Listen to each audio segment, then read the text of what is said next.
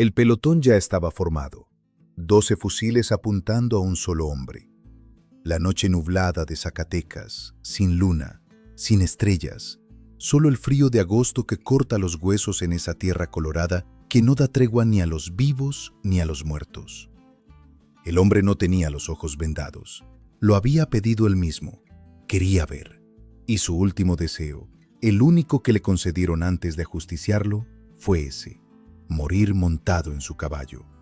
En ese caballo negro, negro como el azabache, negro como la noche que lo rodeaba, negro como el silencio que antecede al disparo final. Y cuando los fusiles sonaron, cuando el eco retumbó en los cerros de esa tierra que lo vio nacer, algo pasó que ninguno de los 12 soldados del pelotón pudo explicar después. Algo que los viejos de Villanueva todavía cuentan en voz baja cuando creen que nadie los oye. Algo que el corrido te narra en 4 minutos. Pero detrás de esos 4 minutos hay una historia que empieza mucho antes del paredón, compadre. Mucho antes del caballo. Mucho antes de la revolución. Empieza con un hombre que salió de la tierra más pobre de Zacatecas con nada más que su voz y sus ganas de vivir. Y que tardó 30 años en entender que el animal que lo salvó no era solo un caballo. Eso ya lo sabes, porque escuchaste el corrido. Pero lo que no sabes, lo que nadie te dijo, lo que Antonio Aguilar nunca contó en ninguna entrevista, en ningún programa, en ninguna película. Esa historia, con todo lo que el corrido no cabe en 4 minutos, es la que te voy a contar ahora. Y te lo digo de una vez, compadre. Cuando termines de escucharla, nunca más vas a oír ese corrido de la misma forma. Yo soy Potro Cuentista, y antes de comenzar quiero pedirte algo. Cuéntame en los comentarios cuál es el corrido de caballo que más te ha erizado la piel en la vida. El que escuchaste de chamaco y nunca olvidaste. El que tu padre o tu abuelo te cantó alguna vez. Dale like y suscríbete al canal para que nuestro encuentro sea todos los días. Ahora sí, vamos a comenzar. Hay lugares en México que no salen en los mapas porque los mapas son cosa de los que tienen tierra escriturada. Y en esos lugares la gente nace y muere sin necesitar que nadie les dibuje el mundo. Villanueva, Zacatecas. Un pueblo entre cerros colorados, donde el viento arrastra polvo todo el año y los mezquites crecen torcidos como si buscaran algo que nunca van a encontrar. El agua del arroyo baja nada más 3 meses, cuando hay suerte. Los otros 9, la tierra se agrieta como labios de hombre que no ha bebido en días. Ahí nació, el 17 de mayo de 1919, un niño que se llamó José Pascual Antonio Aguilar Márquez Barraza. Un nombre largo para una criatura pequeña que llegó al mundo en una hacienda vieja que los ancestros de su familia habían comprado hacía más de 100 años. La hacienda de Tayagua, la casa grande le decían, construida en 1596, cuando México ni siquiera se llamaba México. Paredes de adobe gruesas como el brazo de un hombre, techos que en invierno dejaban pasar el frío igual que si fueran de papel, corredores donde el eco de los pasos de los abuelos todavía resonaba si sabías escuchar. El padre se llamaba Jesús Aguilar. Hombre de campo, hombre de trabajo, hombre de pocos pesos y muchos hijos, 7 en total. José Roque, Salvador, Guadalupe, Luis Tomás, Mariano, Josefina y el chamaco que nos ocupa, el chamaco que iba a cambiar todo. La madre se llamaba Ángela, Ángela Márquez Barraza Valle. Había nacido en Colombia, en un pueblo llamado Ocaña. Pero la vida la trajo a Zacatecas y ahí echó raíces tan profundas que ya no había manera de arrancarla. Ángela cantaba en la iglesia de Villanueva. Los domingos, su voz salía por la puerta del templo y se iba por los cerros colorados, y la gente que la escuchaba se detenía en la calle aunque estuviera cargando algo pesado, aunque tuviera prisa, aunque no creyera en nada. Porque hay voces que no piden permiso para entrar al alma. La voz de Ángela era de esas. Una voz de las que solo produce la gente que ha sufrido lo suficiente para que el dolor les cambie la manera de abrir la boca. Que no canta con el instrumento solamente. Canta con todo, con la historia y la tierra y los años, y los hijos y las noches sin dormir. con todo lo que acumula una mujer que vino de Colombia a Zacatecas y echó raíces y crió 7 hijos en una hacienda vieja donde el viento arrastra polvo todo el año. Y ese niño, ese chamaco que se llamaba Antonio, aunque nadie lo sabía todavía, escuchaba a su madre desde los primeros años de su vida con la boca abierta y los ojos cerrados, como si cada nota que ella cantaba fuera un hilo invisible que lo jalaba hacia adentro de algo que no tenía nombre, como si en esa voz hubiera una instrucción, una dirección, un camino que él todavía no podía ver, pero que empezaba a sentir. Y eso, compadre, es lo que Antonio Aguilar le atribuía a su madre, ella misma. En cada entrevista que habló del origen de su vocación, que era la voz de Ángela la que le había puesto la música adentro, no los maestros de Hollywood, no el consejo de Rafael Hernández en Puerto Rico, no la XEW, ni los estudios de grabación ni los escenarios. La voz de su madre en la iglesia de Villanueva los domingos, así de sencillo, así de imposible de enseñar, ni de copiar, ni de comprar. La hacienda era vieja. Las paredes transpiraban humedad en invierno y en verano el calor se quedaba encerrado adentro como si las piedras lo guardaran a propósito. Los pisos de tierra apisonada guardaban las marcas de generaciones que caminaron ahí antes que ellos. La mesa donde comían era de madera carcomida pero firme. El comal descansaba sobre 3 piedras que habían estado en ese mismo lugar desde antes que el abuelo del abuelo naciera. No había lujos, pero tampoco había el hambre atroz de los que no tienen nada. Los Aguilar tenían la tierra, tenían los animales, tenían los caballos. Y ahí, compadre, ahí empieza la historia de verdad. Porque ese chamaco, desde que tuvo memoria, desde que sus pies llegaron al suelo y pudo caminar solo por los corrales de la hacienda, sintió algo que no podía explicar cuando veía los caballos. Algo que le ardía en el pecho, como lumbre que no se apaga, como algo que ya estaba ahí cuando nació, que no lo pusieron los padres, ni la tierra, ni el tiempo, que era suyo, solo suyo, desde antes. Se escapaba del jacal antes del sol para estar cerca de las bestias cuando despertaban. Las veía respirar en las mañanas frías, el vapor saliendo de sus narices como nubes pequeñas que el viento llevaba hacia los mezquites. Se quedaba parado en la orilla del corral, sin entrar, sin hacer ruido, como si supiera instintivamente que el permiso no se pide, sino que se gana. Barría las caballerizas sin que nadie se lo pidiera. Llegaba antes que el sol, cuando el frío de la madrugada todavía mordía y la tierra estaba oscura. Tomaba la escoba de raíz que colgaba en el muro exterior de la caballeriza y empezaba a barrer. El polvo, el estiércol mezclado con paja, el heno que los animales habían tirado durante la noche. Todo eso que para otros era trabajo ingrato, para él era el precio del acceso, la moneda con la que compraba el derecho de estar ahí. Cargaba agua, cubetas pesadas que jalaban los brazos hacia abajo. 2 viajes, 3, 4, los que fueran necesarios, desde el arroyo hasta los bebederos, sin quejarse, sin que nadie se lo pidiera, sin esperar que nadie se lo agradeciera. Limpiaba los arreos de cuero que colgaban en los muros como reliquias de batallas que nadie recordaba. Los frotaba con sebo para que no se endurecieran. Los revisaba para encontrar el lugar donde se estaba partiendo antes de que se partiera del todo. Porque un arreo roto en el camino puede costarte más que el tiempo de arreglarlo en el rancho. Eso también lo aprendió solo, sin que nadie se lo enseñara, observando, escuchando las conversaciones de los hombres mayores cuando no sabían que había un chamaco parado en la sombra. Todo eso, compadre, a cambio de nada más que estar ahí, de respirar el mismo aire que ellos, de escuchar el golpeteo de los cascos sobre la tierra dura, de sentir el calor que salía del cuerpo de un caballo en la madrugada fría, ese calor particular de los animales grandes, que no es como el calor de una fogata ni como el calor del sol. Es un calor que viene de adentro, que tiene vida, que cuando lo sientes con la palma de la mano apoyada en el cuello de un animal, te dice sin palabras que ahí hay algo que respira y existe y está en el mundo de una manera plena, de entender, sin que nadie le explicara, que entre él y esos animales había un idioma que no necesitaba palabras. Un idioma que se construye con paciencia, con respeto, con la repetición diaria de presencias que no piden nada y dan todo, con el tiempo que se invierte en simplemente estar cerca, sin prisa, sin agenda, sin querer nada del animal más que su compañía.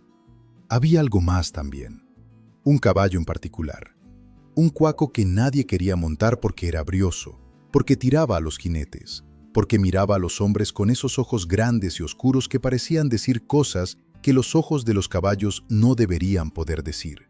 Un prieto, negro como el espacio entre las estrellas en noche sin luna. Cuando llegaban los arrieros al rancho y veían ese animal, meneaban la cabeza. Ese no sirve para nada, decían. Come y caga igual que los demás, pero no te lo puedes montar. Y tenían razón. No se lo podía montar cualquiera. Cualquiera que se intentara subir terminaba en el suelo antes de haber acomodado bien las posaderas en la silla. El chamaco lo miraba desde la cerca y el animal lo miraba de vuelta.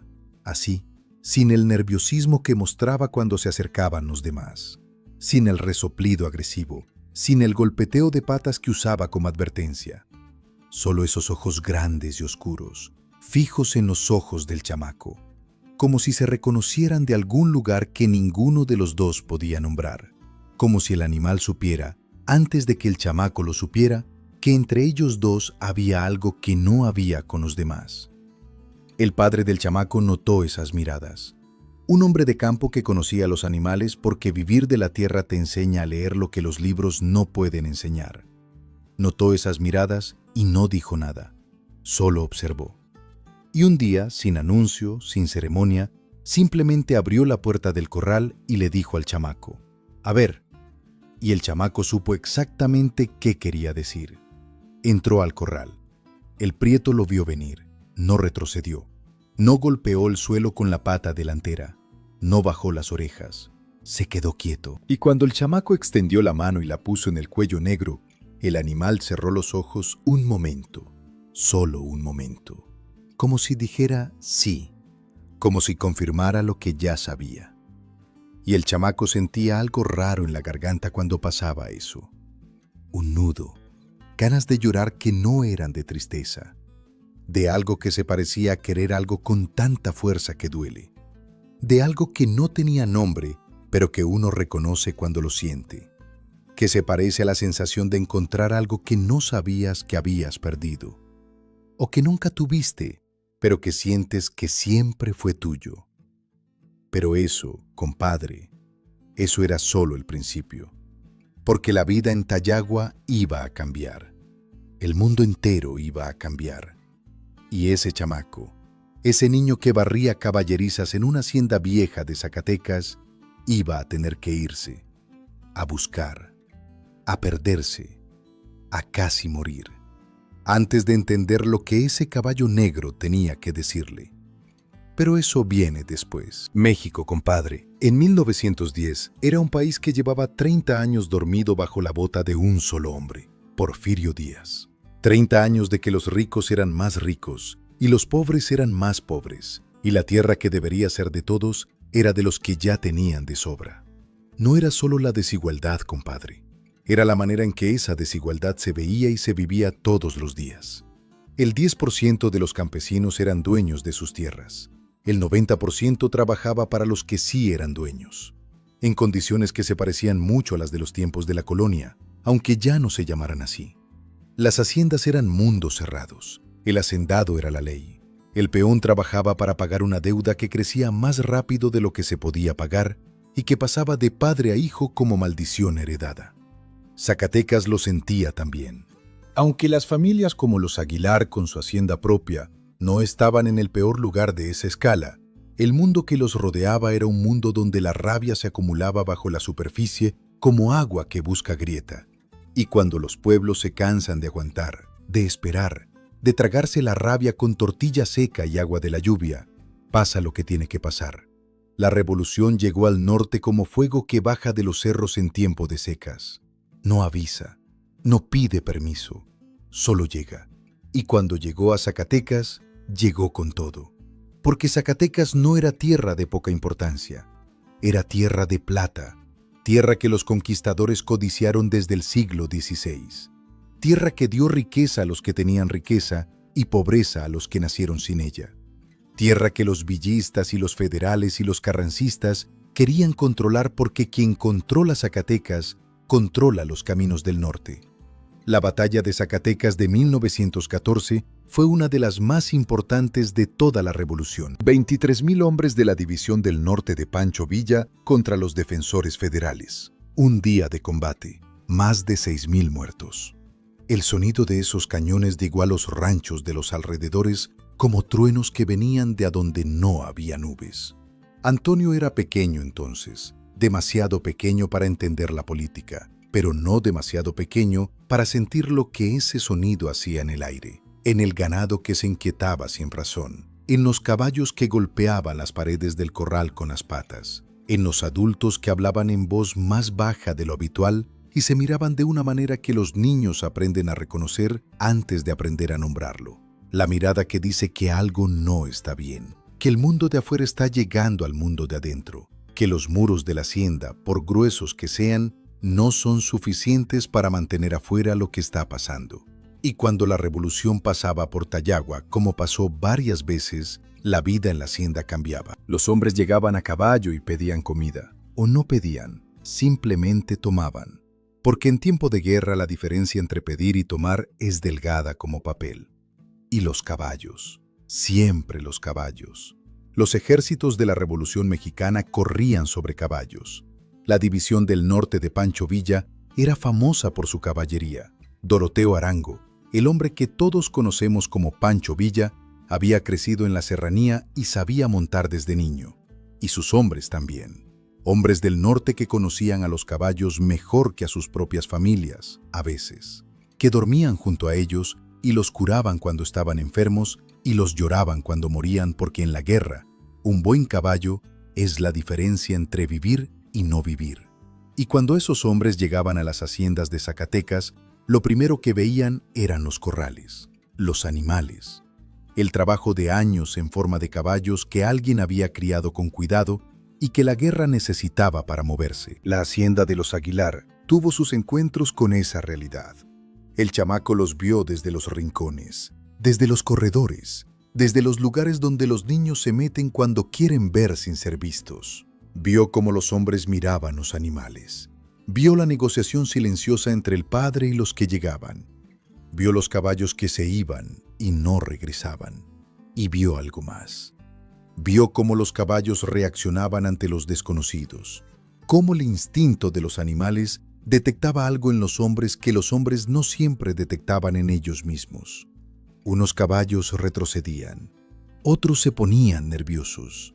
Pero el prieto, el negro que miraba desde el corral, no hacía ni una cosa ni la otra.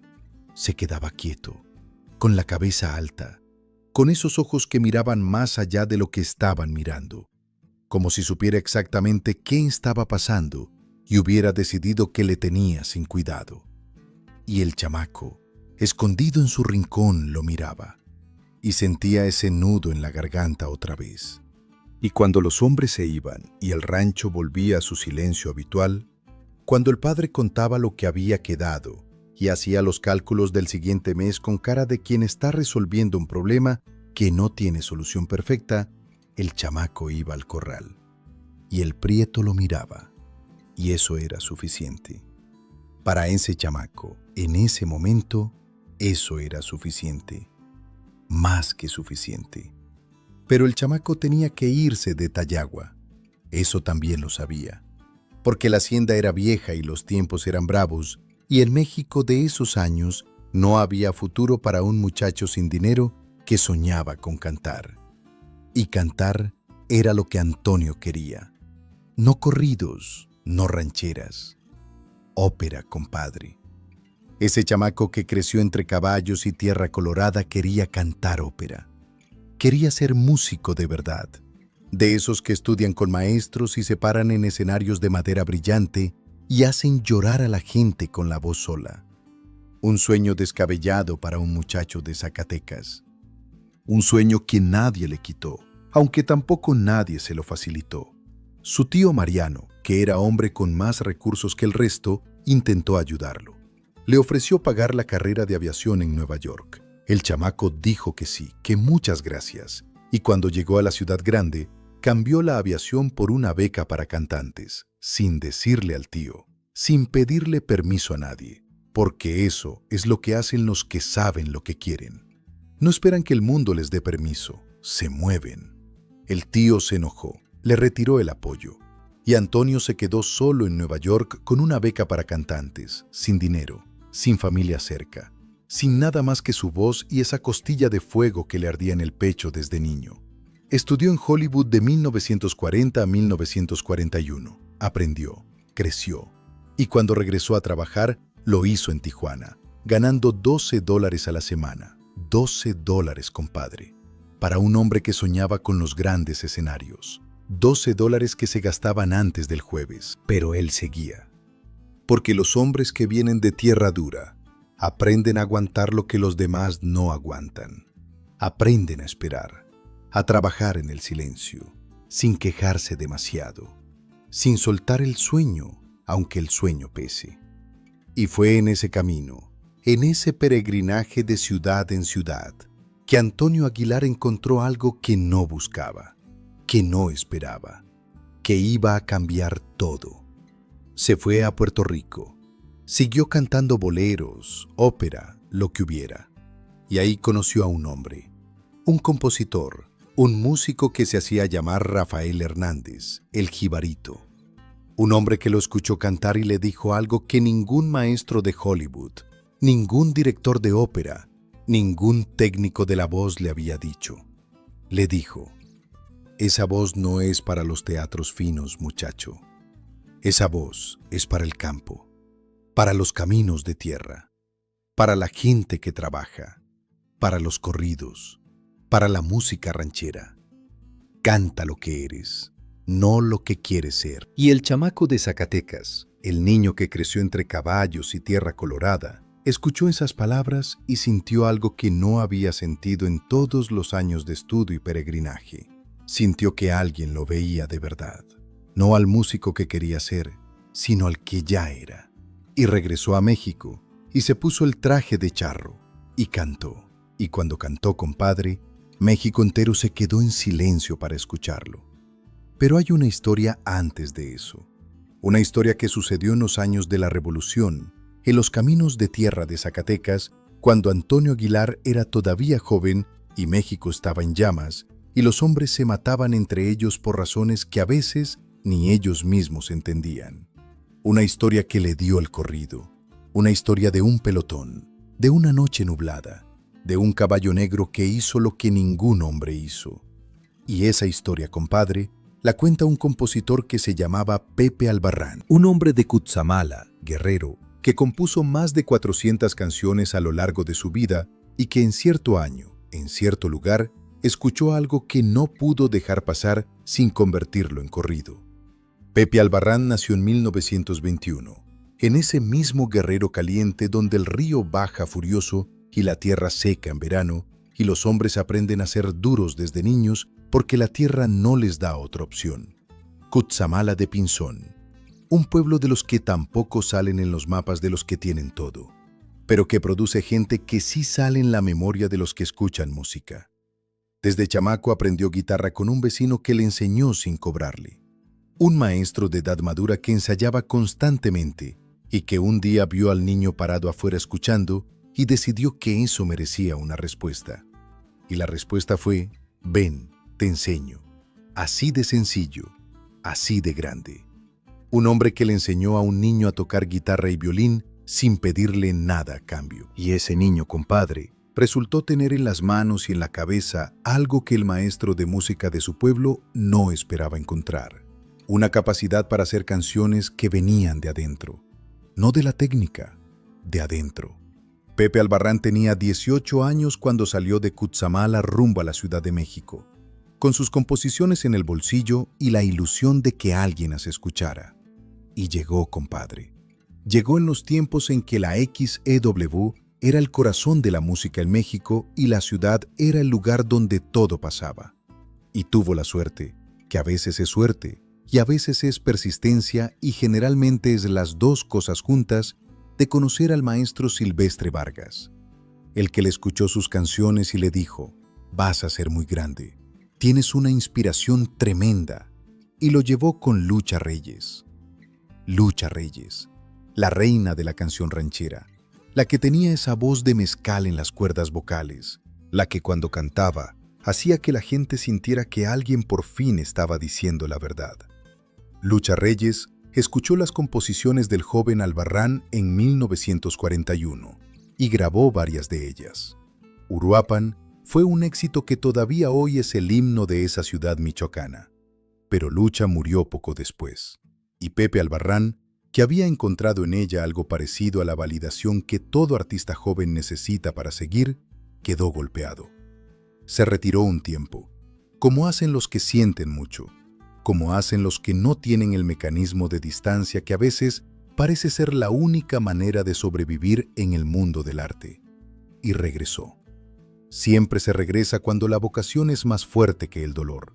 Y cuando regresó, regresó con más canciones, con más géneros, con ese repertorio de casi 400 composiciones que abraza el bolero, el corrido, lo ranchero, el guapango, el norteño. Cada género una manera diferente de decir lo mismo, lo que la gente necesita escuchar sin saber que lo necesita. Y en el camino de vuelta, en esos años en que estaba componiendo sin parar, escuchó la historia. No en un libro, no en un periódico, de boca en boca, como viajaban las historias que importaban. La del hombre y el prieto azabache, la noche nublada de Zacatecas, el pelotón, el último deseo y lo que el caballo hizo. Pepe Albarrán decía que no le gustaban los corridos. Lo dijo varias veces, compadre, en entrevistas que quedaron grabadas, en conversaciones con colegas, como si hubiera algo en ese género que le parecía demasiado directo, demasiado periodístico, sin el margen de ambigüedad que él buscaba en las otras canciones.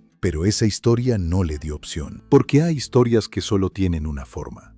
Y la forma de esa historia era corrido, era la cadencia del corrido, era el ritmo del corrido, era la economía del corrido, esa capacidad de comprimir en 2 minutos lo que una novela tardaría en contar. Así que Pepe Albarrán, el que no quería hacer corridos, escribió uno. Y lo escribió bien, como hacen los que hacen bien lo que no quieren hacer, porque cuando por fin lo hacen, le ponen todo lo que postergaron. Caballo prieto azabache, ¿cómo olvidarte? Te debo la vida.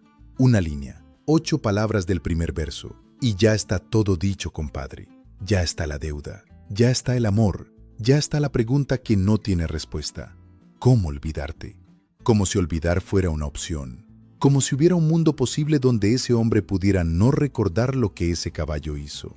Y llegó a manos de Antonio Aguilar, el hombre que creció entre los caballos de Tayagua, el chamaco que barría caballerizas a cambio de estar cerca de las bestias, el que se fue de Zacatecas con su voz y sus sueños de ópera y terminó cantando rancheras, porque la vida siempre te lleva a donde tienes que ir. Cuando Antonio Aguilar leyó esa letra por primera vez, dicen los que estaban cerca, se quedó en silencio un momento. Un silencio que era distinto al que hacen los que están leyendo. Un silencio de reconocimiento. Como cuando ves a alguien que conociste hace mucho tiempo en un lugar que no esperabas. Como cuando una canción dice exactamente lo que llevas años pensando sin poder decirlo. Como cuando las palabras de alguien se convierten en el idioma en que tú siempre quisiste hablar. Y cuando abrió la boca para cantar, para grabar, para darle voz a ese corrido que Pepe Albarrán no quería escribir y terminó escribiendo, algo pasó en el estudio. Algo que los técnicos de grabación no supieron explicar. Que los músicos que tocaban esa tarde comentaron entre ellos en voz baja. Que la voz de Antonio Aguilar, esa voz que Rafael Hernández había dicho que era para el campo y los caminos de tierra, sonó diferente. No más fuerte, no más técnica, diferente, como si viniera de más adentro, de un lugar que no era la garganta, como si ese chamaco de Zacatecas, que creció entre caballos negros y cerros colorados, hubiera encontrado en esas palabras algo que había estado buscando desde niño, sin saber que lo buscaba. Caballo prieto azabache, ¿cómo olvidarte? Te debo la vida. Cuando iban a fusilarme las fuerzas leales de Pancho Villa, y México entero cayó para escucharlo.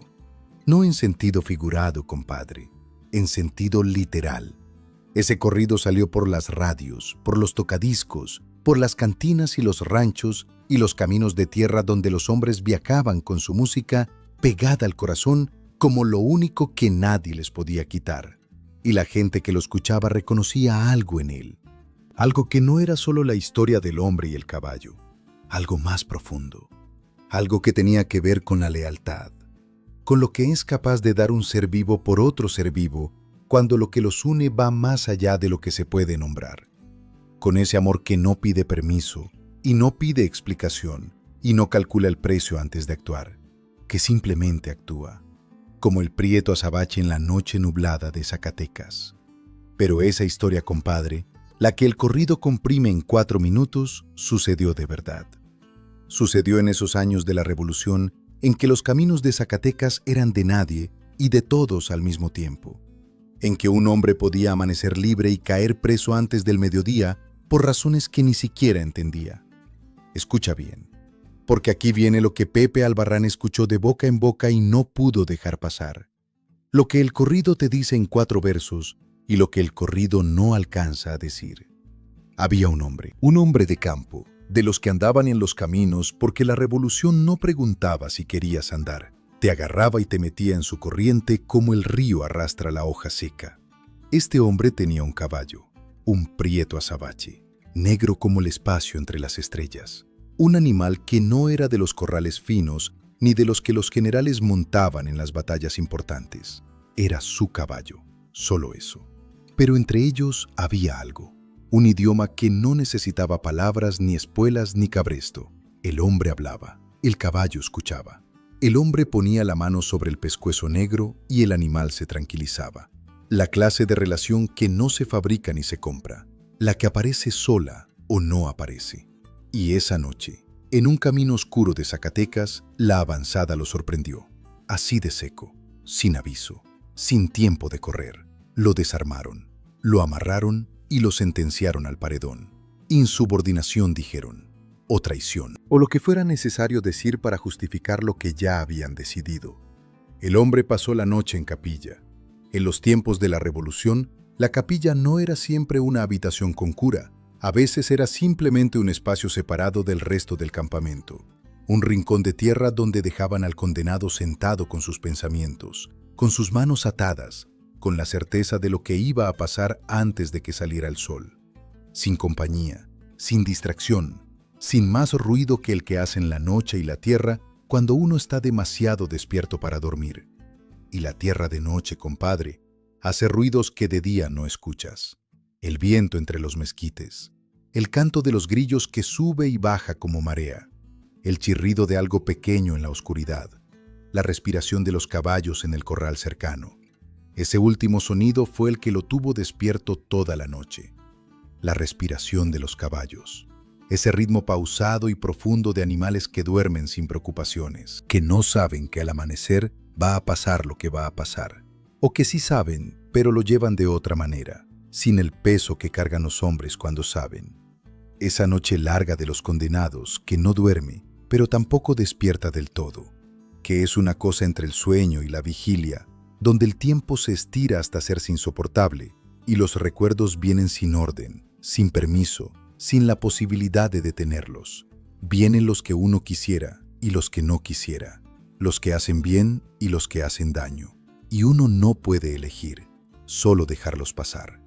El hombre pensó en su tierra, en Zacatecas, en los cerros colorados que en la mañana temprana, cuando el sol apenas asoma y la luz es oblicua y suave, tienen ese color entre naranja y café que no tiene nombre en ningún idioma, pero que todo el que los ha visto reconoce inmediatamente. Ese color que no necesita nombre, porque ya lo llevas tatuado en algún lugar adentro desde la primera vez que lo viste. Pensó en el olor de la lluvia sobre el polvo. Ese olor que en Zacatecas, donde la lluvia es acontecimiento y no rutina, es tan intenso que se queda grabado en el olfato por días. El petricor del altiplano, que en ningún otro lugar del mundo huele igual. Pensó en su madre, en sus manos, en las manos de las madres que trabajan toda la vida y quedan con esa textura particular que no se parece a ninguna otra cosa, rugosas y suaves al mismo tiempo, capaces de curar y de sostener y de dar calor en el momento exacto en que se necesita. Pensó en todas las palabras que nunca le dijo, las que guardó para después, para cuando hubiera tiempo, porque siempre hay tiempo, hasta que no lo hay. Y de repente ya no había. Pensó en los años de la revolución, en los caminos que recorrió, en los compañeros que habían muerto y en los que había perdido de vista y de los que no sabía si estaban vivos o muertos. En la manera en que la guerra te cambia sin pedirte permiso, sin preguntarte si quieres ser cambiado, sin darte la opción de conservar lo que tenías antes. Solo te pasa por encima y cuando pasa ya eres otro. No necesariamente peor, pero otro. Distinto al chamaco que un día salió del rancho pensando que iba a volver pronto. En lo que queda del hombre original cuando la guerra termina, si es que termina, si es que hay un momento en que termina del todo y no solo se hace más silenciosa. Y pensó en el Prieto Azabache, en esos ojos negros que lo miraban desde el corral, desde antes de la guerra, desde antes de todo, en cómo ese animal lo había seguido por los caminos cuando no tenía por qué seguirlo, en cómo lo esperaba cuando regresaba aunque tardara días, en cómo lo conocía mejor, a veces, que los hombres que lo conocían de toda la vida, en ese silbido particular que usaban entre ellos dos y que nadie más entendía, en la manera en que el animal respondía a ese silbido desde lejos, desde donde no había manera de verlo, como si el sonido cruzara el viento y llegara directo a algo que no eran las orejas, sino algo más adentro. Y ahí, en esa noche larga, tomó una decisión. Si le iban a dar un último deseo antes de morir, lo sabía de sobra. No iba a pedir tiempo. El tiempo no servía de nada. No iba a pedir el indulto. El indulto no llegaba de esa manera. No iba a pedir que le llevaran un mensaje a su familia. Un mensaje de última hora no iba a cambiar nada de lo que su familia iba a sentir. Iba a pedir lo único que tenía sentido pedir. Lo único que todavía era suyo. Lo único que nadie podía quitarle aunque lo mataran. Morir montado en su Prieto Azabache era morir siendo lo que había sido. No el preso, no el condenado, no el insubordinado, el jinete, el hombre de Zacatecas, el que tenía un cuaco que lo conocía mejor que nadie, el que había hecho ese pacto silencioso en algún camino de tierra, en alguna madrugada, en algún momento que no recordaba exactamente pero que estaba ahí, instalado en el cuerpo como los corridos que escuchas de niño y que nunca se van aunque no los estés cantando. Y eso, compadre, eso nadie se lo podía quitar. Pide un deseo para justiciarte, le dijeron. Yo quiero morir montado en mi caballo Prieto Azabache, contestó, sin dudar, sin que le temblara la voz, con la misma calma del que ya no tiene nada que perder. Y le dijo Villa a su asistente, así lo cuenta el corrido, me apartas ese caballo, por educado, por obediente, porque ese animal había llamado la atención del general, porque entre todos los caballos del campamento, el Prieto Azabache caminaba diferente, se paraba diferente, miraba diferente. Le concedieron el deseo, y llegó la noche del fusilamiento. Imagínate la escena, compadre. Un espacio abierto en los cerros de Zacatecas, tierra plana donde la noche se extendía en todas direcciones, sin ofrecer escondite. Agosto. El día arde, pero la noche corta. El aire tiene esa textura del altiplano que se mete por el cuello de la camisa y te recuerda que estás vivo justo en el momento en que preferirías no pensar en eso. El olor a tierra seca, a mezquite, a las fogatas del campamento que parpadeaban en la oscuridad como ojos naranjas. Y el olor de los caballos. Ese olor que los que crecieron entre ellos reconocen aunque estén dormidos. Cuero, pasto mascado, sudor de animal que ha trabajado. Ese olor que para el hombre que iba a morir era el olor de toda su vida. 12 fusiles Mauser. El Mauser 1895, compadre. El rifle que armó a la Revolución Mexicana. Preciso y durable y sin misericordia. Los soldados lo cargaban con ese peso particular del arma que ya usaron antes. No el peso del metal. El peso de lo que saben que el metal puede hacer. Montaron al condenado en su caballo. Y ahí, compadre, ahí fue cuando ocurrió la primera cosa rara. porque lo que hace un caballo cuando hay 12 hombres nerviosos con armas y el olor de la tensión humana que es diferente al olor del trabajo, diferente al olor del miedo ordinario, es moverse, encabritarse, retroceder, buscar la salida. Los caballos son animales de presa, llevan miles de años huyendo. El instinto de escapar está tan grabado en sus huesos que ni los mejores jinetes pueden borrarlo del todo. El prieto azabache no hizo nada de eso. Se quedó quieto, quieto como si fuera de piedra, quieto como si entendiera, como si supiera. Un soldado que estaba ahí esa noche, años después cuando ya era viejo y vivía en Chihuahua, contó un detalle que ningún otro testigo había mencionado.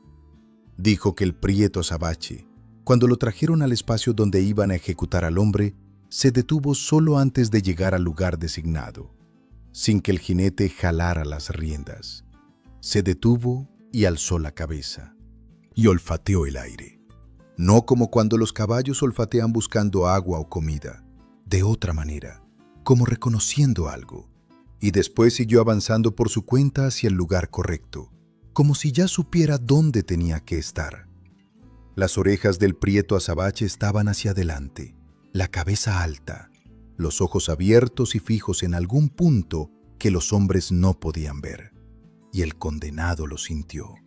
Sintió la calma del animal debajo de él como algo que pasaba a través de la silla, por las piernas, hasta el pecho, hasta ese lugar donde el miedo estaba instalado como piedra fría.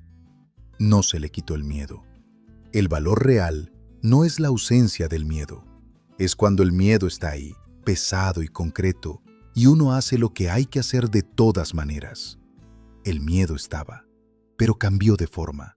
Pasó a ser otra cosa, algo que se parecía a la tranquilidad de quien ya tomó su decisión y no tiene nada más que decidir. El oficial levantó la voz. Los 12 fusiles se alzaron, y en ese momento el condenado le habló al caballo, en voz muy baja, tan baja que ninguno de los 12 soldados pudo escuchar qué dijo. 2 palabras, dijeron algunos.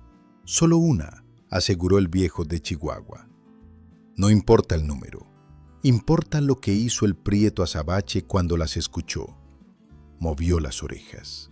Un movimiento mínimo, de las orejas hacia adelante a las orejas más hacia adelante todavía, como si hubiera respondido con lo único que tenía para responder.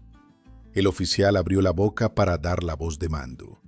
En ese segundo exacto entre que la boca se abre y las palabras salen, en ese espacio de tiempo tan pequeño que no tiene nombre, ahí fue cuando ocurrió lo que no tiene explicación. El prieto azabache no esperó la voz, no esperó el primer disparo, no esperó nada.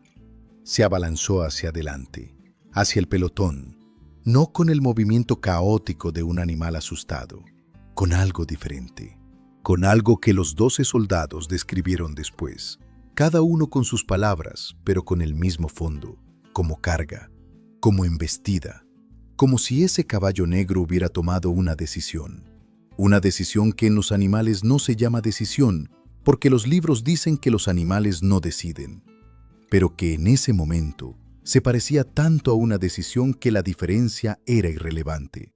Los fusiles dispararon, porque los soldados reaccionaron como estaban entrenados, pero apuntaron mal, porque un caballo que carga en la oscuridad total es otra cosa diferente a un blanco fijo y esperado. Es movimiento, es ruido de cascos que retumban el suelo seco, es el olor a animal que llena el aire de golpe, es algo que viene hacia ti cuando todo tu cuerpo dice que los cuerpos no se quedan quietos frente a eso. 3 balas de Mauser encontraron su cuerpo. 3. En el cuello, en el costado, en la pata trasera. 3 balazos que en cualquier caballo de carne y hueso de este mundo hubieran terminado la carrera antes de empezarla. El prieto azabache siguió corriendo, siguió cargando hacia adelante. No se tambaleó, no perdió la velocidad, no giró. Siguió. El pelotón se desintegró. Los 12 hombres saltaron a los lados. Porque hay algo en el cuerpo de los hombres, más viejo que el entrenamiento y más viejo que la disciplina militar, que salta cuando algo grande y oscuro viene hacia uno en la noche. El instinto es más viejo que el deber, y los cuerpos se mueven antes que la mente da la orden. El prieto azabache rompió la formación como agua rompe el adobe cuando viene con fuerza, y salió corriendo hacia la oscuridad de la noche zacatecana, con el condenado todavía montado, todavía vivo, todavía sintiendo el galope que no debería ser posible. Ese galope largo y poderoso de un animal que tiene 3 balas en el cuerpo y corre como si no tuviera ninguna. Corrió, azabache, salvando mi vida. Así dice el corrido, así de simple, así de corto. 4 palabras para algo que ninguna cantidad de palabras puede alcanzar del todo. Cuando los soldados quisieron perseguirlos, la noche ya los había tragado. El ruido de los cascos sobre la tierra seca ya se alejaba hacia los cerros. Ese ritmo de galope que se va haciendo más leve, más lejano, hasta que lo que queda es solo el silencio de la tierra. Y en el espacio donde había estado el pelotón, quedó algo que nadie se esperaba encontrar. Los 12 soldados parados, mirándose entre ellos, sin hablar. El primer silencio fue corto, el segundo fue más largo. El tercero fue el que les dijo que lo que acababan de ver no iba a tener explicación fácil. El oficial tardó en hablar. Cuando habló, dijo lo que ninguno quería admitir, que nunca habían visto algo así, que un caballo con 3 balas de Mauser en el cuerpo no debería poder correr, no de esa manera. Y el soldado joven dijo algo que los demás no olvidaron mientras vivieron. 16 años. Un muchacho de los cerros de Chihuahua que esa noche vio algo que lo acompañó el resto de su vida. Dijo, sus ojos brillaban en oscuridad. No como brillan los ojos de los caballos con la luz de una antorcha, diferente, como si la luz viniera de adentro. El oficial le dijo que callara, pero no lo contradijo, porque todos lo habían visto y ninguno quería confirmarlo. Porque confirmar eso era confirmar algo que no tenía lugar en el mundo que conocían. En el mundo donde los caballos son caballos y las balas son balas y la muerte es la muerte y punto. El condenado llegó con el prieto azabache a un arroyo seco entre los cerros. Un arroyo que en agosto no tenía agua, pero tenía sombra. Piedras grandes apiladas en la orilla que daban amparo para detenerse sin ser visto desde lejos. Desmontó. Las piernas le temblaron cuando tocó el suelo, no de miedo, de descarga, de ese temblor particular que viene después de que el cuerpo estuvo en alerta máxima y de repente entiende que ya no tiene que seguir siéndolo. Se tambaleó. Se apoyó en las piedras del arroyo. Las piedras estaban frías. El frío de las piedras de Zacatecas en madrugada de agosto. Ese frío seco y limpio que no se parece al frío húmedo de otras tierras. Respiró. Aire de agosto de Zacatecas. Frío, seco, con olor a polvo y a mezquite y a tierra que no ha visto agua en meses. El mejor aire que había respirado en su vida. Y fue entonces cuando vio las 3 heridas, en el cuello, en el costado, en la pata trasera. 3 heridas que deberían haber detenido al animal antes de llegar al final del campo. 3 heridas que no lo detuvieron. El prieto azabache se fue doblando hacia un lado, despacio, compadre. Eso es lo que más golpeó al hombre que sobrevivió, esa lentitud. No el derrumbe súbito del animal que cae porque ya no puede más, sino el descenso deliberado de algo que espera, que elige el momento, que se da el tiempo de mirar, que baja con dignidad al suelo porque así quiere hacerlo. El prieto azabache quedó de costado en el suelo seco del arroyo, y cuando quedó así, cuando el cuerpo ya no se podía sostener más, levantó la cabeza, solo la cabeza. Con ese esfuerzo que no debería ser posible con 3 balas y la sangre que se había ido por el camino de escape. Y miró al hombre. Esos ojos, compadre, los mismos ojos que el soldado de 16 años dijo que brillaban desde adentro. Los mismos que en el campamento miraron más allá de los fusiles y la noche nublada. Los mismos que desde el corral de Tayagua, cuando Antonio era chamaco, lo miraban de una manera que no era manera de caballo. Lo miraron. Sin acusación, sin pregunta, sin ninguna de las cosas que los ojos de los hombres ponen cuando miran. sin el reproche de quien hizo algo por otro y no fue correspondido, sin el miedo de quien sabe que se está yendo. Lo miraron y ya, con esa calma que solo tienen los seres que ya terminaron de hacer lo que vinieron a hacer, que ya cumplieron su parte del pacto, que ya pueden irse tranquilos. El condenado se tiró al suelo junto al animal.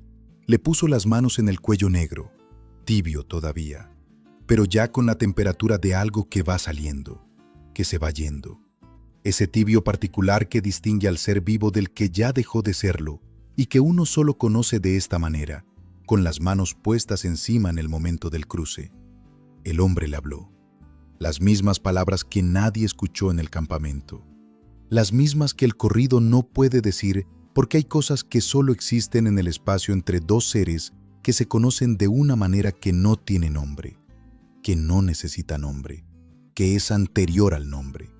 Y el prieto azabache lo escuchó, con las orejas que ya no se movían igual, pero que todavía se movieron. Un último movimiento, el mismo de siempre, el mismo que hacían desde el corral de la infancia. Ese giro mínimo de la oreja que decía «estoy escuchando», que decía «aquí estoy», que decía «ya sé». Esa respuesta que no necesita palabras, que no necesita explicación y que ningún corrido, por bueno que sea, puede reproducir del todo. No pude salvar la tuya, dice el corrido, y la amargura me hace llorar. Por eso, prieto azabache, no he de olvidarte nunca jamás. Así es, así fue. El animal que lo eligió para salvarlo murió esa noche en los cerros de Zacatecas, antes del amanecer. Cuando las nubes se corrieron cerca del alba y las estrellas de Zacatecas eran tantas y tan brillantes que parecía imposible que hubiera habido tanta oscuridad unas horas antes. Cuando el primer pájaro empezó a cantar, antes de que hubiera luz suficiente para ver a dónde cantaba. Y el hombre que sobrevivió cargó ese peso el resto de su vida, no con culpa, con algo más pesado que la culpa, con gratitud. La gratitud de los que no merecen lo que reciben y lo saben. Esa clase que no se paga, que no se olvida, que se convierte en corrido. Y ese corrido, compadre, tardó años en llegar. La historia viajó primero de boca en boca, de rancho en rancho, de los cerros de Zacatecas a los llanos de Durango, de los caminos de Chihuahua a las cantinas de Sonora, con las variantes que tienen todas las historias que viajan solas, sin papel, sin grabación, sin nadie que cuide exactamente las palabras. Algunos decían que el hombre sobrevivió y volvió a su rancho, que nunca volvió a montar a caballo después de esa noche, que cuando veía uno negro en los caminos se quitaba el sombrero como quien saluda a un difunto respetado. Otros decían que el hombre sí volvió a montar, que buscó durante años un prieto azabache que se pareciera al que murió en el arroyo seco, que nunca encontró uno igual, que todos los que montó después eran buenos caballos, pero que ninguno tenía esos ojos, ese brillo que venía de adentro.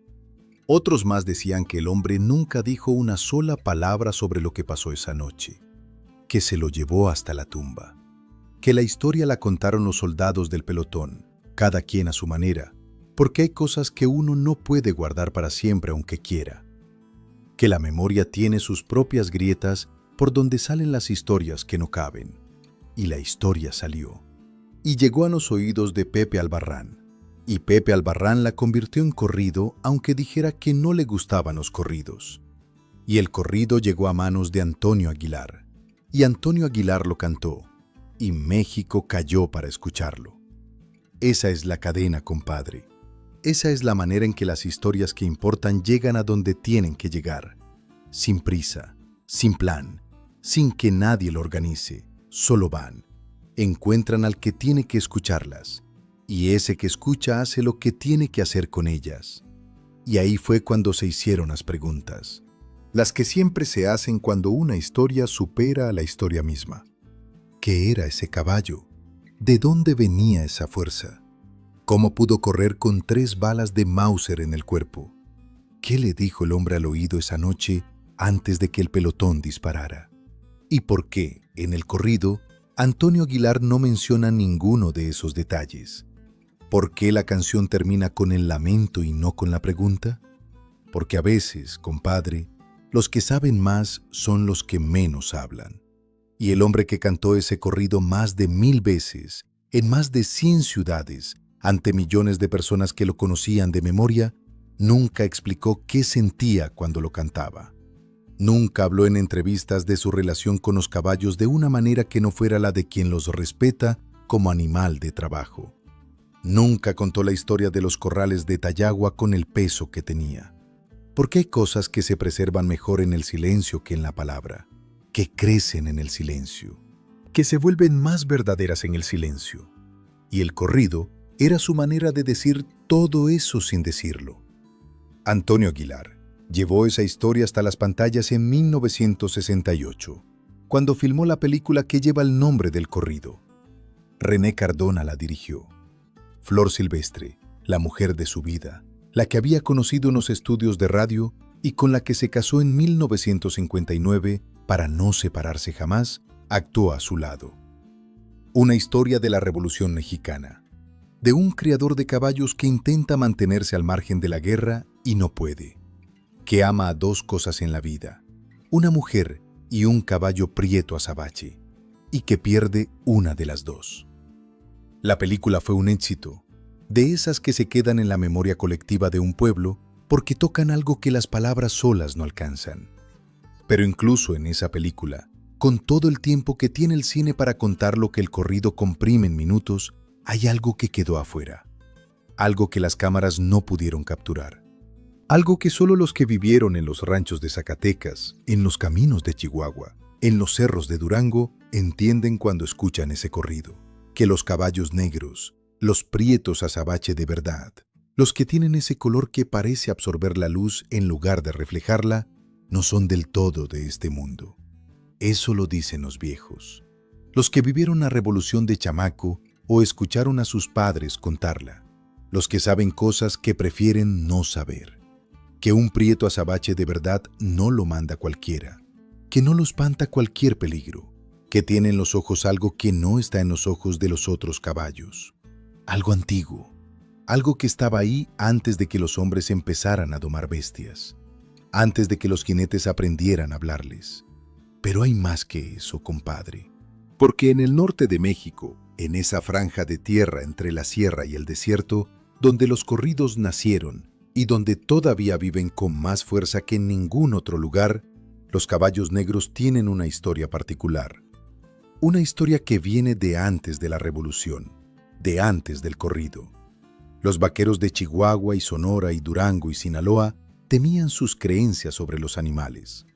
No digo supersticiones, porque esa palabra tiene desprecio en la pronunciación, como si el que cree supiera menos que el que no cree. Creencias, conocimiento acumulado durante generaciones de hombres que vivían tan cerca de los animales que la línea entre lo que se puede explicar y lo que no se puede explicar se hacía borrosa. Y una de esas creencias, la que más persiste, la que los viejos siguen contando con ese tono particular que tienen para las cosas que saben que son verdad, aunque no puedan probarlas. Decía que los caballos prietos, los negros de verdad, los que no tienen ni una sola mancha de otro color en todo el cuerpo, son animales de frontera. Animales que viven entre los dos mundos, entre el de acá y el de allá, entre lo que se ve y lo que no se ve, entre lo que tiene explicación y lo que no la tiene, que ven las dos cosas al mismo tiempo, que saben cosas que los caballos de otros colores no saben, y que cuando un hombre gana la confianza de uno de esos animales, cuando ese pacto silencioso se forma y se fortalece con los años, el caballo se lleva también algo del otro lado. Algo que no tiene nombre en español ni en ningún otro idioma. Algo que en el rancho llaman simplemente amparo. La protección de algo que viene de más allá de lo que se puede ver. Eso lo cuentan los viejos con esa sonrisa particular, la que no llega a los ojos. La que dice, estoy diciéndote la verdad, aunque sé que no vas a creerme del todo. Y eso, compadre, es lo que ninguna película puede mostrar. Lo que el cine de René Cardona, por bien hecho que estuviera, no podía meter en el encuadre. Lo que Antonio Aguilar sabía, pero no decía en entrevistas, porque hay cosas que se pierden cuando se dicen en voz demasiado alta. Lo que el corrido carga, pero no explica, porque el corrido sabe que algunas cosas se preservan mejor en el misterio que en la aclaración.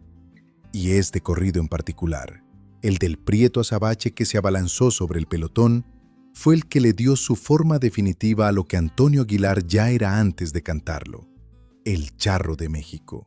No porque usara el traje, no porque montara los mejores caballos, sino porque entendía algo que muy pocos entienden: que entre un hombre y un buen cuaco puede haber una conversación que no usa palabras, que puede haber un pacto que no se firma, que puede haber una lealtad que va más allá de lo que cualquier contrato, cualquier amistad entre hombres, cualquier amor de la clase que se nomina en los poemas puede alcanzar.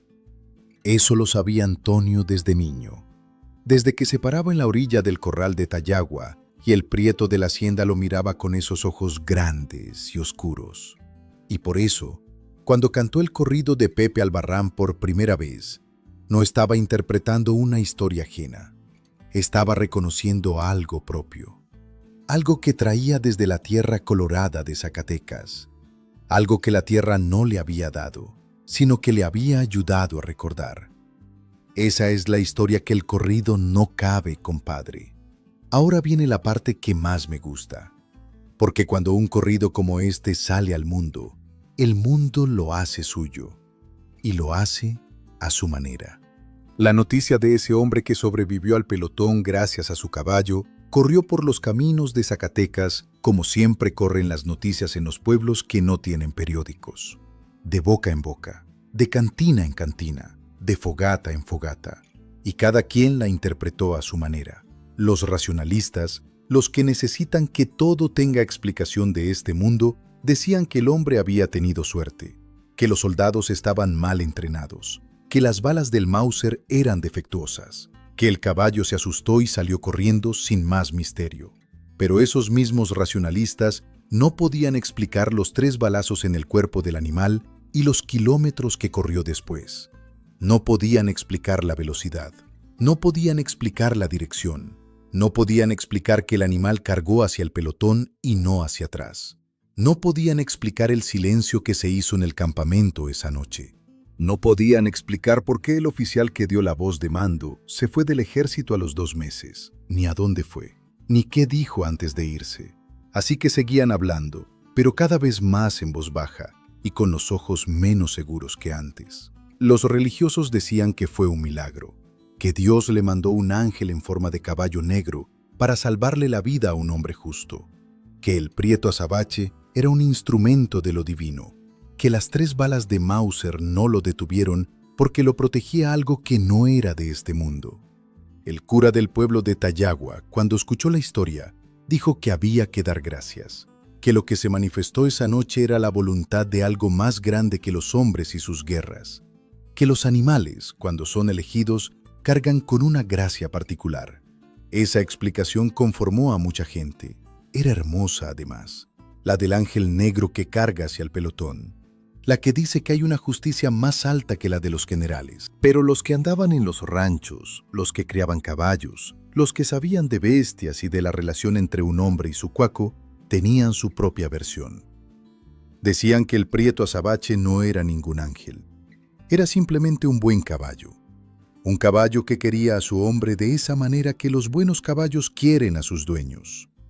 Y que en el momento en que sintió el peligro, en que olió la pólvora y escuchó el crujir de los fusiles amartillados, hizo lo único que un animal tan leal podía hacer: protegerlo, sin pensar, sin calcular, sin medir el precio, como hacen los buenos caballos, como hacen los buenos perros, como hacen, a veces, los buenos hombres.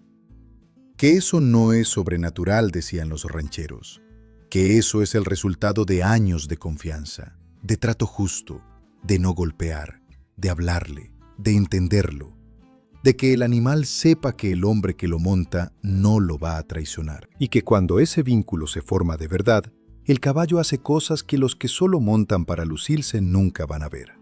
Esa explicación también convencía a mucha gente, porque era una explicación que ponía el origen del milagro no en el cielo, ni en los poderes oscuros, sino en el cuidado cotidiano, en el trabajo diario de ganarse la confianza de un animal, en lo que Antonio Aguilar, ese chamaco de Tayagua que barría caballeriza sin que nadie se lo pidiera, había aprendido desde niño. Y había una cuarta versión, compadre. La de los que eran jóvenes cuando escucharon la historia. Los que en ese tiempo tenían 15, 16, 20 años. Los que crecieron oyendo el corrido en la radio de los padres. Los que lo aprendieron de memoria sin esforzarse porque se les metió por el oído y no salió más. Esos decían algo diferente. Decían que el prieto azabache no era ángel ni coincidencia, ni resultado de un trato justo. Decían que era amor. Así de simple, así de antiguo. Que el animal amaba al hombre de una manera que no necesita explicación, ni categoría, ni nombre que venga de los libros. Que simplemente amaba. Y que cuando uno ama de esa manera, sin cálculo, sin condición, sin la posibilidad de no amar, hace lo que ese prieto azabache hizo. Se lanza, sin saber si va a funcionar, sin garantías, sin preguntar si va a doler. Solo se lanza, porque es lo que hace el amor cuando no tiene otra opción que actuar o perder lo que ama. Esa explicación, compadre, era la que hacía llorar a la gente. Más que el ángel, más que el milagro, más que el misterio del caballo que viene de los dos mundos. Porque era una explicación que uno podía entender no con la cabeza, sino con algo más adentro. Con el lugar donde uno guarda lo que ha querido de verdad. Con el recuerdo del animal que tuvo en la infancia y que lo miraba de esa manera. Con la memoria de cualquier ser, compadre. De cualquier ser que en algún momento de tu vida actuó así contigo. Sin preguntar, sin dudar, sin medir el precio. Y los viejos, los que habían vivido más, los que tenían en los ojos esa cosa particular que solo dan los años y las cosas vistas que no se pueden contar. Los viejos no decían ninguna de esas cosas. Los viejos conocían otra historia. Una historia más vieja que la revolución, más vieja que el corrido, más vieja que cualquier cosa que pudiera contarse en una cantina de Zacatecas. Decían que los caballos negros, los prietos azabache de verdad, los que tienen ese color que parece tragarse la luz en lugar de reflejarla, no son del todo de este mundo, que llevan algo de los dos lados, de este y del otro, que no siempre aparecen cuando los buscas, pero que cuando los necesitas de verdad, cuando la necesidad es más grande que el miedo y más vieja que la razón, están, y que no vienen a quedarse. Hacen lo que tienen que hacer y se van, así nomás. Los viejos se persignaban cuando escuchaban la historia y movían la cabeza de un lado a otro con esa resignación de quien sabe cosas que preferiría no saber. Y si les preguntabas directamente, si les decías ¿qué creen ustedes que era ese caballo? ¿De dónde venía esa fuerza? ¿Por qué corrió con 3 balas en el cuerpo? Te miraban con esa sonrisa rara, de esas que no llegan a los ojos, y te decían, ¿tú qué crees, mi hijo? Y no decían más. Porque en México, compadre, hay cosas que se saben sin decirlas. Hay cosas que se heredan junto con el nombre y el apellido y el color de los ojos. Cosas que no tienen lugar en los libros, ni en los periódicos, ni en los tribunales, pero que son tan reales como la tierra colorada de Zacatecas. Tan reales como el viento entre los mezquites, tan reales como el sonido de los cascos de un caballo negro que se aleja en la oscuridad. Y esa historia, compadre, esa historia se quedó. No solo en el corrido, no solo en la película. Se quedó en la manera en que la gente escucha ese corrido todavía. Ese silencio que se hace cuando Antonio canta Te debo la vida. Ese instante en que nadie habla, nadie tose, nadie mueve el vaso. Ese instante en que todos escuchan. Y ese silencio, compadre, ese silencio es el mismo que se hizo en el campamento villista, esa noche en que un caballo negro rompió el pelotón y desapareció en la oscuridad de Zacatecas. Es el mismo silencio de siempre, el que no sabe cómo llamarse, el que tampoco quiere que le pongan nombre. Porque los misterios que se nombran pierden algo, pierden esa cosa particular que los hace misterios. Ahora, compadre, déjame contarte algo más, algo que pocas personas saben, algo sobre lo que significa que Antonio Aguilar haya cantado ese corrido.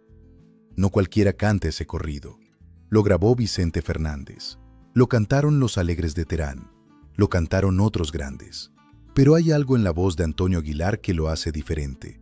Y no es la técnica, no es el timbre, aunque el timbre sea inconfundible. Es que cuando Antonio Aguilar canta ese corrido, hay en su voz algo que los técnicos de grabación no pueden medir ni los maestros de canto pueden enseñar. Hay conocimiento. Conocimiento de primera mano de lo que significa crecer entre caballos, de lo que significa tener un animal que te conoce antes de que tú te conozcas, de lo que significa pararte en la orilla de un corral cuando eres chamaco y sentir que algo entre tú y ese animal es más real que cualquier palabra que puedas pronunciar. Antonio Aguilar era jinete, compadre, no solo cantante, no solo actor, jinete. Sus espectáculos ecuestres eran famosos en todo el continente. Él y Flor Silvestre y sus hijos, Antonio y Pepe, montados con esa elegancia particular que no se aprende en ningún centro de equitación citadino, sino que se forma en el rancho, en los caminos de tierra, en los años de llevar una bestia en el corazón. Y cuando ese hombre cantaba sobre un caballo que salvó a un hombre, no estaba narrando algo ajeno, estaba reconociendo algo propio, algo que guardaba desde la infancia en Tayagua, desde los corrales de la Casa Grande, desde ese prieto que lo miraba de una manera que no era manera de caballo. Por eso, compadre, el corrido suena así cuando lo canta él. Por eso el silencio que hace cuando lo escuchan no es el silencio del respeto cortés, es el silencio del reconocimiento. El que hace la gente cuando alguien les dice en voz alta algo que ellos sabían pero no habían podido nombrar. Y si alguna vez escuchas el caballo prieto azabache en la radio, o en el tocadiscos de alguien, o simplemente en tu cabeza, porque ya no necesitas que suene afuera para oírlo adentro, acuérdate de esto. Que Pepe Albarrán, el compositor que decía que no le gustaban los corridos, compuso 400 canciones y entre ellas los corridos de caballos más grandes de México. Que a veces hacemos mejor lo que no queríamos hacer. Que a veces la vida nos pone en el camino que teníamos que recorrer, aunque no fuera el que habíamos elegido.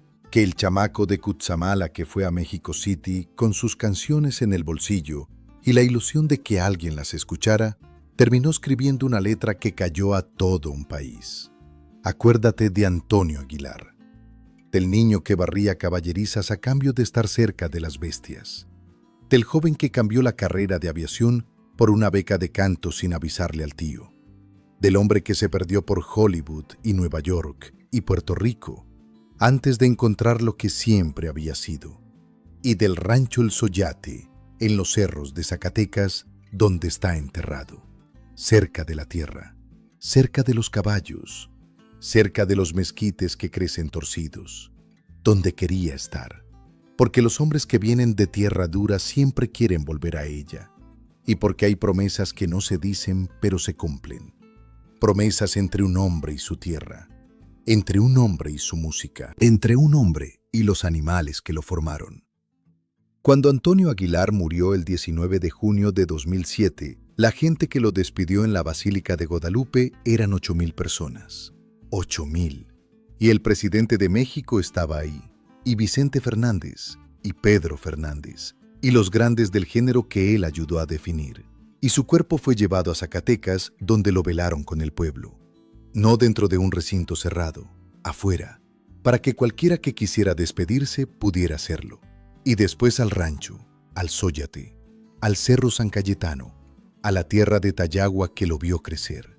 Eso dice algo sobre lo que fue su vida, compadre, que la gente que lo amaba era la gente que trabaja, la del campo, la de los caminos de tierra, la que entiende lo que significa tener un buen cuaco y tratarlo bien, la que reconoce en ese corrido algo que vivió o que escuchó de alguien que lo vivió. El pueblo que nunca necesita que le expliquen por qué un caballo puede hacer lo que ese prieto azabache hizo, porque ellos ya lo saben, lo llevan en el cuerpo.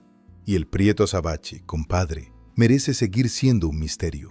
Merece seguir corriendo en esa noche nublada, con 3 balas en el cuerpo, hacia la oscuridad, sin que nadie sepa bien a bien lo que era, sin que nadie pueda decir con certeza de dónde venía esa fuerza. Y ahí, compadre, ahí está el mero corazón de todo lo que te conté esta noche. No en las balas, no en la oscuridad, no en la manera en que los ojos del prieto brillaban cuando no debían brillar, sino en algo más sencillo, en un hombre que cuando le preguntaron cuál era su último deseo, No pidió tiempo, no pidió el indulto, no pidió hablar con su familia, pidió su caballo. Porque sabía que entre él y ese animal había algo que valía más que el tiempo, que valía más que el indulto, que valía más incluso que la vida propia. Un hombre que confió en su cuaco con la última confianza que le quedaba. Y el cuaco respondió, así, sin más, sin que nadie le explicara qué debía hacer, sin que nadie le dijera que eso era imposible, sin que nadie le pusiera las reglas del mundo entre los ojos y la oscuridad. Solo respondió, con todo su cuerpo, con todo lo que tenía, con lo único que los seres de este mundo pueden dar cuando amanece de verdad. Todo. Y eso, compadre, eso es lo que Antonio Aguilar entendía cuando cantaba. Por eso su voz sonaba diferente, por eso México callaba.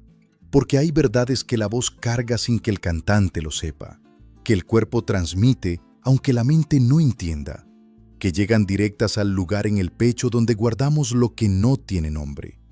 Eso es lo que el corrido hace, compadre, lo que los buenos corridos hacen. No te cuentan una historia, te recuerdan algo que ya sabías, algo que traías desde antes, desde la primera vez que viste un caballo y sentiste ese nudo en la garganta, ese que se parece a querer algo con tanta fuerza que duele, ese que Antonio Aguilar reconoció desde niño en los corrales de Tayagua, y que Pepe Albarrán puso en palabras aunque dijera que no le gustaban los corridos, y que los viejos de Zacatecas reconocen cuando lo escuchan y se persignan y mueven la cabeza y sonríen con esa sonrisa que no llega a los ojos, pero que dice todo. Piénsalo así, compadre. Antonio Aguilar grabó más de 160 discos en su vida. Cantó en escenarios de todo el continente americano. Actuó en casi 120 películas. Construyó uno de los nombres más sólidos de la música ranchera mexicana en el siglo XX. Y de todo ese catálogo, de todas esas canciones y películas y actuaciones, hay una que la gente recuerda diferente. Hay una que hace silencio cuando empieza. Hay una que los que la conocen desde niños sienten distinta a todas las demás.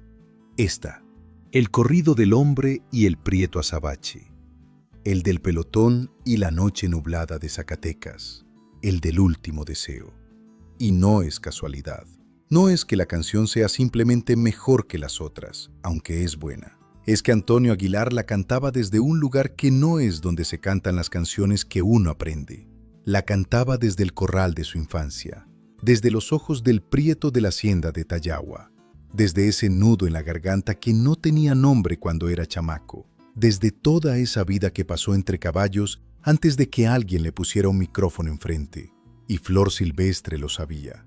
Esa mujer que fue su compañera de escenario y de vida, que actuó en esa película de 1968, que montó junto a él en los espectáculos ecuestres por todo el continente, que lo acompañó en el rancho El Soyate y que lo sobrevivió y siguió. Flor Silvestre lo sabía porque los que viven cerca de los que aman aprenden a leer las cosas que no se dicen. Aprenden a escuchar el corrido debajo del corrido, a ver el chamaco de Tayagua debajo del charro de México, a entender que hay hombres cuya verdadera historia no está en los escenarios, ni en los discos, ni en las películas, sino en el corral donde aprendieron lo que el amor sin palabras puede hacer. Y cuando Antonio Aguilar murió el 19 de junio de 2007, y lo velaron en Zacatecas con el pueblo, cuando 8,000 personas se despidieron de él en la Basílica de Guadalupe, y el presidente de México estaba ahí, y Vicente Fernández, y todos los grandes del género, hubo un detalle que no salió en los periódicos. Un detalle pequeño que solo notaron los que estaban cerca, que al pasar el cortejo fúnebre por Tayagua, el pueblo donde creció, la gente no gritó ni aplaudió ni hizo el ruido de las despedidas multitudinarias. Se quedó quieta, en silencio. Los que estaban en la orilla del camino, los que habían salido de sus casas para verlo pasar por última vez, se quedaron quietos, con los sombreros en la mano, sin hablar. Ese silencio de Tayagua, compadre. Ese silencio es el mismo del campamento villista, el mismo de las cantinas cuando empieza el corrido, el mismo de todos los rincones de México donde se escucha la voz de Antonio Aguilar cantar ese corrido de un hombre y un caballo negro y una noche nublada de Zacatecas. El mismo silencio, siempre el mismo, el que no tiene nombre, el que no lo quiere. Y si alguna vez escuchas el caballo prieto azabache en la radio, o en el tocadiscos de alguien, o simplemente en tu cabeza, porque ya no necesitas que suene afuera para oírlo adentro, acuérdate de esto. No es solo una canción. Es la historia de un chamaco de Zacatecas que creció entre caballos y nunca se le olvidó lo que esos animales le enseñaron. Es la historia de un compositor de Guerrero que no quería hacer corridos y terminó haciendo los más grandes. Es la historia de un hombre que cuando le preguntaron cuál era su último deseo, no pidió tiempo ni indulto ni palabras para su familia. Pidió su cuaco, y el cuaco respondió: con 3 balas en el cuerpo, en la noche más oscura, sin calcular, sin dudar, sin pedir nada a cambio. Así son los caballos de verdad, compadre. Así son los que merecen corrido. Así son los que callan a México cuando Antonio Aguilar canta. Y así son los pactos que no se firman, los que no se olvidan, los que no caben en 4 minutos, pero que sí caben aquí, en este canal, en este encuentro tuyo y mío. Acabas de escuchar el canal Potro Cuentista. Gracias por quedarte hasta el final, compadre. Ahí en tu pantalla hay otra historia esperándote. Dale clic ahora. Te espero del otro lado.